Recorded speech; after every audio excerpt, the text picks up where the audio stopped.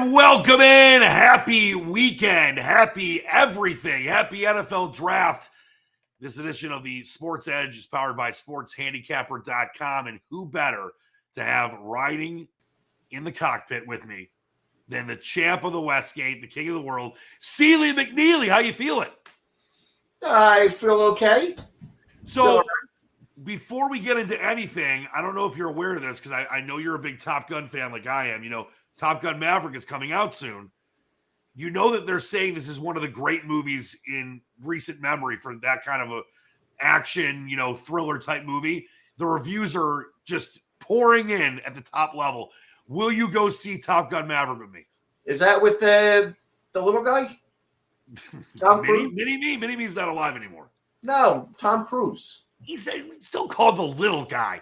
There was one review that said Tom Cruise is the only movie star left. He's the last movie star. But he is in it. Of course, so is Val Kilmer. So is Miles Teller. There's a lot of great people in it. What about his girlfriend from the first one? Kelly McGillis is not, but Jennifer Connelly's in it. She's all right. You like Jennifer Connelly. Yeah. All right, listen. We, unfortunately, Sideburns is on assignment. He's tending sheep in New Zealand. JB is on assignment with a very serious situation with there's something to do with like a goat farm that he had to go check on, so he's not here today either. But why don't we just say this off the jump?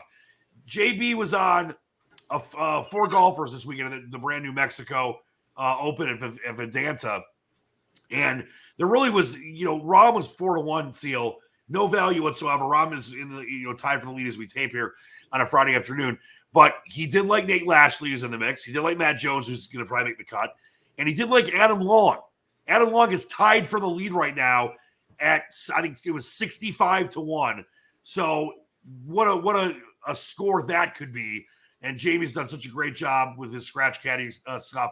So check out scratchcaddy.com. And Jamie will be back with us next week. So we appreciate him as always. They are on assignment, but they're here with us in spirit. But Sealy, baseball's getting into this sweet spot. I know you had some plays today. We'll get to in a minute.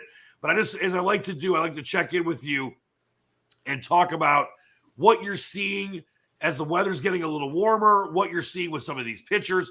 What has the feel been for you these last 6-7 days since we did our show last week? The weather's not getting any warmer. The weather, if anything, is getting colder. The weather's been... Well, it's getting warmer in some places. Where? Well, not here. Actually, it was 80 degrees when I saw Miguel Cabrera's 3,000th hit last weekend, which was awesome. It was 80 degrees here. Really? It was. But then it's back down to the 40s and 50s. But yeah, 2 days in a row we were in the 80s.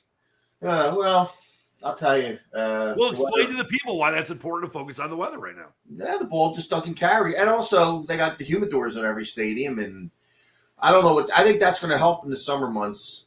Certain stadiums should be more scoring, and then it all depends on the humidity. But they keep the ball at 70% humidity, so in places where it's over 70%, it will probably increase scoring. Places where it's lower than 70%, it will decrease scoring.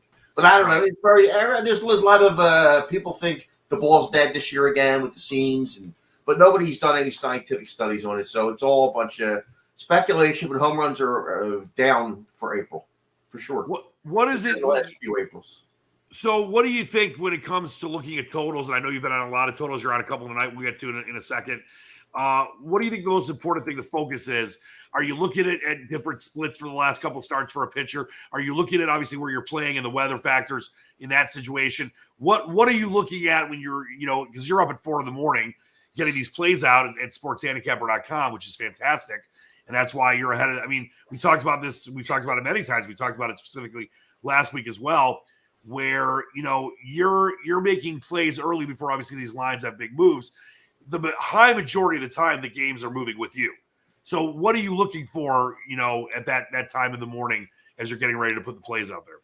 I look at the starting pitchers to see if they're throwing as well as they've thrown in the past. If the velocities are still good, the balls break as much, the spin rates, all that stuff. The thing I've noticed this year more than anything, my theory is why scoring is down. I think the bullpens are as good as they've been in overall in general for the whole league, for both leagues, American League, National League, whatever. They just look. The ERAs are pretty low for a lot of bullpens this year. I mean, what do you think that is? What do you think that correlates to? Because it was a shorter spring training. The weather's been bad for the majority of the East Coast and Midwest. What do you think that is? Just better. Are teams putting together better bullpens, not taxing their relief pitchers too much? What do you think that is? Well, that's one of the. I think teams are taking a lot of draft picks, a lot of guys that came out in college or in high school as starters, and they're converting them to relievers. It seems like there's a lot better arms in these bullpens. I mean, every time you watch a game, you got 2-3 guys on each team coming out throwing 96, 97, 98. Right. It's just amazing. And there's extra players on the roster. There's an extra 2 players on the roster. Is it 3 or 2 for the first 6 weeks of the season? I thought it was 2 extra players on the roster. 2. They're always pitchers, and every team's got an extra couple pitchers. It's really hard for the bullpens to get overworked right now. Sure. By the way, before we get into your plays for today, let's take a look at some history here. This was my day last Saturday, Sealy McNeely. I was watching. Well, if you were watching, you saw me on TV because I was literally right next to that 3,000 sign when they changed it. And you can see me. I was wearing a blue shirt. And then if you look at the bottom left there on your screen, that is 4 guys we met that were standing next to us right by the statues out in left field where the sign was, the 3,000 hit sign. And those were 4 guys that drove 10 hours the day before. Remember, the game got postponed on Friday night. I was supposed to go to that game too. They drove 10 hours from Ottawa, our neighbors to the north, Ottawa, Canada, to see history. They were all from Miguel Cabrera's hometown in Venezuela. Boy, those guys need a life. By the way, you stop it. The 3,000. It's funny you say you were standing right there when they put the 3,000 up. I actually saw when they put the 3,001 up. I was there for that too. The 3,001 hit was a dandy as well. I didn't see you on the one. The 3,001. I don't know. I must have missed you. It's not like you're so small and you can't notice you. But no, I actually didn't see you. Well, if you would have been watching when you got the 3,000 hit, you would have seen me. Just watch the replays. But no, it was one of my favorite days ever. The weather was beautiful. It was with my good friend Doc Sonny, and ran into a lot of friends there, a lot of people that knew me from the different radio and TV things I've done. And it was just a celebration. It was almost a sellout. It was as loud as I've heard Comerica Park in years. And it was just one of those days that, Seal, you're a baseball historian like myself. I don't know if we are going to see another 3,000 hitter. I mean, yes, it's like saying no one will ever be better than Jordan. Of course, there's always a chance. But when you look at, I looked into it. Next up active is 81st overall, Robinson Cano. He's got 370 hits to go. He's not going to get there. He's not. Then you go into the 260s, and it's Yadier Molina who needs 900 hits. He's not going to get there. He's done after this year. Yeah, then we're looking at guys like Juan Soto, who, he's 23 years old and he's got 500 hits. He's got 2,500 hits to go. And then someone brought up Mike Trout. Mike Trout got 1,428 hits. He's played for 12 years. You're telling me he's going to play until he's 44 years old and stay healthy the whole time? I don't know if we're going to see 3,000 hits again, Seal. They're not focusing on singles anymore. It's home runs. It's power numbers. What do you think? I mean, we might have seen the last 3,000 hitter for a long time, if not, maybe ever. Probably have, but the only thing that could save them is the shifts. Thank God is going away next year. I'm so sick of it. But you're right; they're all going for home runs. First of all, what is Soto for Washington? He can't get 3,000 hits because nobody throws him anything to hit because the line stinks. And plus, to say that he's on track, he's got 500 at 23 years old. He has 2,500 hits to go. You could say someone's on track, but who knows how long he plays? Guys aren't playing sports as long anymore. They're making so much money. They're not playing as long as they used to. And how can you say with someone 2,500 hits to go that they're on track? I mean, pace-wise, sure. But he's been in the league for 5 years. He came in as a 19-year-old. So it's not like he's been in the league for a couple of years and has 500 hits. I just think that's a silly comparison to say, Soto's got a chance. Of course he's got a chance. Trout's got a chance. Mookie Betts might have a chance. Who knows? But they're so far away. I mean, it would be 10 to 15 years anyway before we probably see another one. Yeah, the Juan Soto, he's got a better chance of walking 3,000 times. All right. What's on the card for you tonight? I know you got a couple totals, And what when you look at these games, especially with some of the matchups you have, and the way you kind of figure out the numbers and look at, you mentioned bullpens are obviously been good, but obviously starting pitching and all the different factors. What is your plays today? Well, I've been being real careful because I look to bet some overs naturally when I think pitchers aren't right. Problem is the weather is so miserable. I've been really, really choosy. I bet a couple overs today. I'm very, very careful right now until the weather heats up. But they're throwing some ridiculous numbers out there on some totals that you have to bet over. I mean, I went over 6.5 minus a quarter in the White Sox this morning. I mean, you just can't throw that number up there. It's too low. Even though the White Sox aren't hitting, they're getting Robert back tonight at least. But yeah, but see, let me stop you for a minute. And you make a great point there. We've talked about this, many times in the show about value and about understanding that, not every play is going to win. But when you mentioned, and you made a great point there about, when you throw up a number like a 6.5, you can't not take that in a lot of situations. Because, I know you mentioned the White Sox might not be hitting, but the odds of a game that's at 6.5 between a team like the White Sox who have hitters and the Angels who have hitters you got a great, it's like taking a money line with a team that, they might end up losing the game, but if you're getting like plus 200, it really should be plus 125. There's too much value there. So that is, I think, a very important point to make when it comes to why you would get on a total like this. You're looking for value, and I mean the totals are coming up so low anymore because there's been so many more unders than overs, obviously, so far, and the totals are just bottoming out to just the White Sox. Like Angels are one of the best hitting teams in the league. The White Sox will be eventually this year. Right, I mean, they're one of the favorites to win the World Series. Wind's blowing in, but I'll tell you, to see it a 7 under in the White Sox place is it's really weird. So we'll see. It'll probably be 1-0 in the 8th, but that's one of my bets. So. All right, well, you had another one too, I know, with the Cardinals game. Yeah, St. Louis, small bet on over. I went over 7. I'm not in love with it. Bumgarner's been good. Don't think he's that great. He's been kind of lucky. And Wainwright hasn't really been that sharp this year yet. I mean, he is 42. So yeah. It might be. This is the last year also. So I don't know. They're two kind of dinosaurs, but we'll see. I mean, Arizona, the problem, Arizona, they don't hit anybody. They just don't hit. I mean, they were just a dreadful team. Arizona has been has been hit challenged, it seems like, for about 5 years now. It's crazy.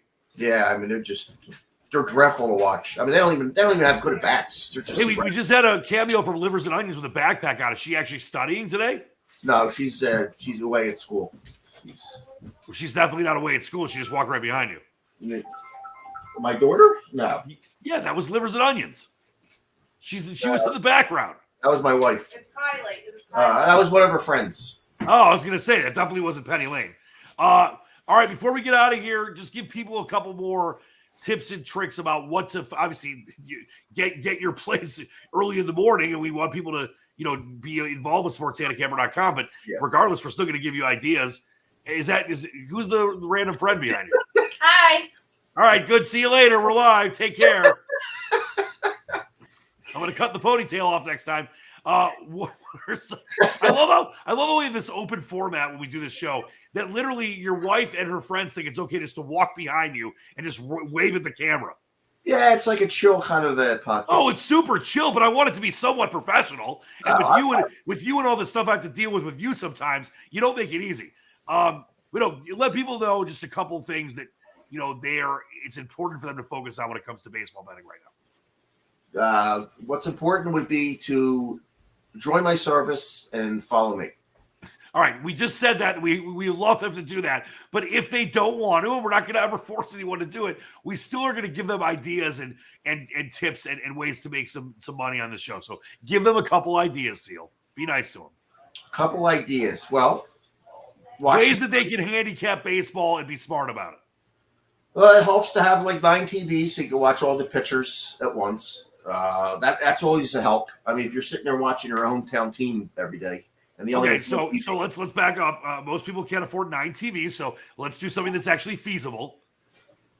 Well, I mean, it's not that unfeasible. I mean, TVs are pretty cheap these days, in case you haven't noticed. All right, so let's say if someone can't get 9 TVs, What are some other things they I can will listen. Even deplorables can go into Walmart. You can get a high def TV for I don't know, like $200 now. All right, let's say people can't afford 9 TVs if they're deplorable or not. What are some other ways they can focus on? Can they watch film? I mean, do I have to spell this out for you? Film? They still have film, FILM film. Yeah, they do. 35 millimeter. Yeah. I like the Babe Ruth film when he runs around the bases real fast. They just have film of Shoeless Joe Jackson throwing the World Series. There's no Babe Ruth film. No. I miss Shoeless Joe Jackson.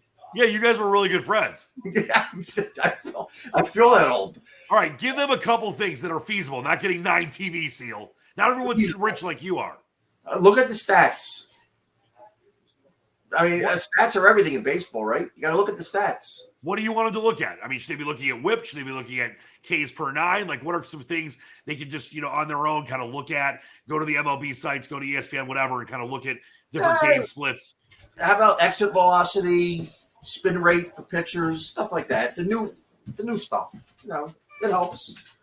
You can see if a guy's, four-seam fastballs down 500 revolutions per second, stuff like that.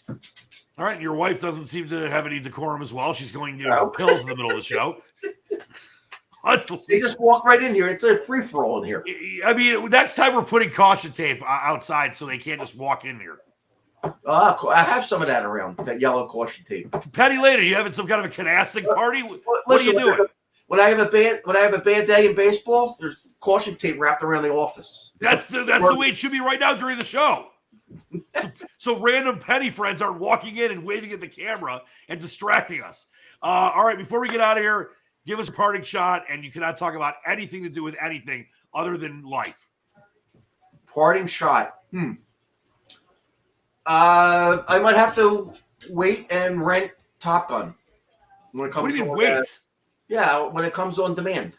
No, I want you to. We're going to go together. I'm going to bring you up here to Michigan. I don't go to movies anymore. I haven't been to a movie theater in like 3 years. Well, Seal, I go to press screenings, so you can come and there's no one there. You can have your own seat. Oh, really? Yeah, I told you I'd take you to one. You don't have to sit near anybody? Nope.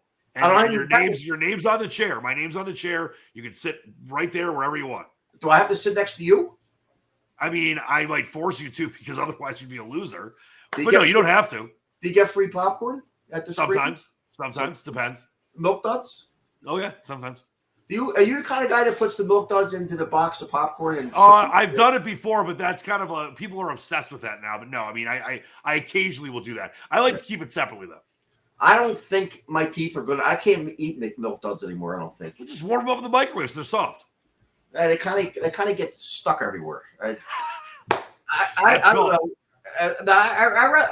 Even if I want to see a movie, if I'm dying to see a movie, I'd rather just wait for it and watch it on demand. Yeah, but this is the thing. I understand that, and especially because of COVID and things have changed.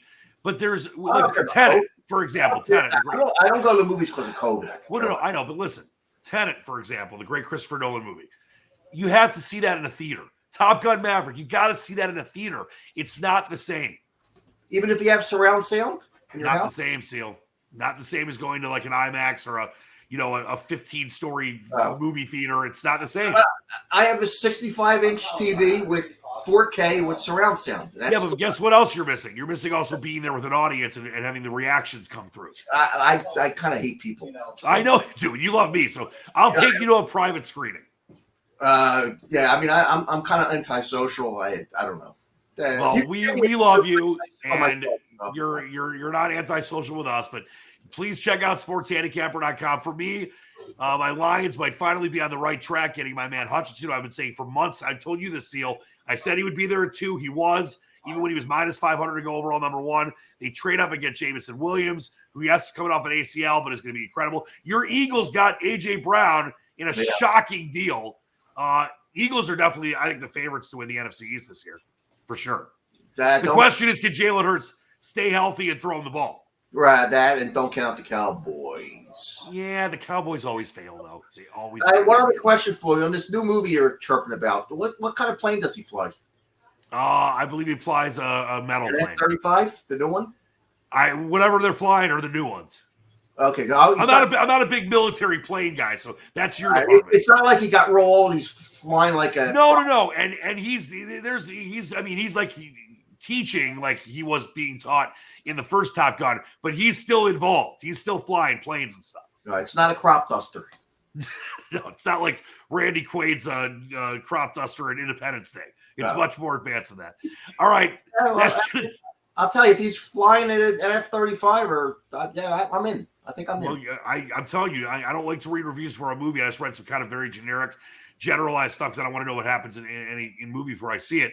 The reviews, because they showed it at CinemaCon going out in Vegas, where they show all the footage to movie theater chains and the execs that run movie theaters, and it is just getting lauded universally as being this just perfect movie for the kind of movie it is, and the Tom Cruise is our biggest movie star, and I think it's going to be really, really good. All right, good. And just a question: who aged better, Tom Cruise or Kelly Mcgillis?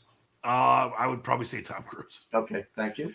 Okay. And Val Kilmer is Iceman's in the movie too, and Val Kilmer's had some health issues as well, but I guess he does a pretty good job coming back as Iceman. He's alive? I thought he's alive. Oh, I thought Val Kilmer. Sorry, Val. Sorry, Val. All right. Any more people you want to say that are dead that aren't? One other question for you. Have you watched Better Call Saul season 6 finally? I have not, but I'm going to. Okay. I've watched a bunch of interviews with Bob Odenkirk, including on my Man Bill Maher's real-time show, which was great. Now, he almost died. Yes, he did almost die. Yes. Odenkirk is awesome, and that's a great show, and he's got a great story. He was on SNL, and he did Mr. Show, and he's got his books out. He's got a new book out, Odenkirk, and I'm going to get it. He's just a great guy. Yeah, the show's first 2 episodes were very good. All right, you also need to watch, there's a new show that just came out on HBO called We Own This Town. It's about what happened in Baltimore after Freddie Gray, and it's got John Bernthal and a bunch of people. It's for the same guy that put together The Wire. He's not as involved as he was with The Wire, but it's very similar, and it's even grittier, and I think you'd really enjoy it. It's called We Own This City. We Own This City. Just came out. Somebody better own that city. That city's falling apart. Yeah, Baltimore's, but it's about that gun trace task force that they had a big rise because they were getting guns and drugs off the street, and then they had a huge crash because there was a ton of I guess fraud's not the right word. There was a ton of illicit stuff going on, but definitely check that out. You will love it. It's definitely your kind of show. Surprisingly, I never liked The Wire. I never got into it. The Wire's easily a top 3 TV show ever. I tried watching it, and I couldn't get into it. I'm very surprised because I was hooked from the first episode, and I've had so many of my friends that didn't know as much about it until maybe 10, 15 years ago, or didn't really know it when it was on, and then maybe a couple years later started watching. And I had some friends that I burned some DVDs for, and were able to watch it. And every one of them was like, by episode 3 or 4, I was going to watch everything. They watched the whole series. Try again with The Wire. It's on demand. You can watch it, I think, on HBO Max, and it's phenomenal. It's not like I have that much time on my hand, but I'll see if I could shake loose. And, you're very busy. By the way, what did I tell you about Javi Baez before the season started? Did that guy ever see a slider he doesn't like? That's like no, but he's been banging home runs left and right. I mean, how many pitches does he miss by 3 feet? A lot. Yeah. They might have overpaid for him. And when are they going to hit the Tigers? It's cold here. Give us maybe tonight in LA. All right, I know you're busy because you're busy getting winners for your peeps at sportshandicapper.com. That's going to do it for us today. Our man JB will be back with us next week, hopefully Sideburns as well, when they come back from assignment. But it's always a true honor to be with the champ, the king. It is the Sports Edge powered by sportshandicapper.com. Seeley, we love you. Thanks for being here. Ring. I still didn't get my ring. Yeah, where is the ring? I don't know. I'm still waiting for my ring. All right, when you get that ring, we're going to have a whole ceremony for it. When I get the ring, I'm going to just stand like this. I'm going to look like Nancy Pelosi all the time. All right. Yes, she's a very beautiful woman. Yeah. Somebody drilled St. Louis over. Drilled. What is it at now? It's 7.5. I told you it was a 7.5. Really? It just went up now as we speak. Is somebody listening and just going out and firing? I think because they know that you're a genius, Seal. They know it. All right. Until next time, he's going to get his ring. He's going to wear it with a dress. I'll just stand like this. Keep reaching for the stars. Believe in the dream. For Sealy McNeely, I'm Dan Leach, the Squatch. We love you. Thanks so much for watching the Sports Edge, powered by SportsHandicapper.com. Squatch those tickets. We'll see you next time. Believe in the dream.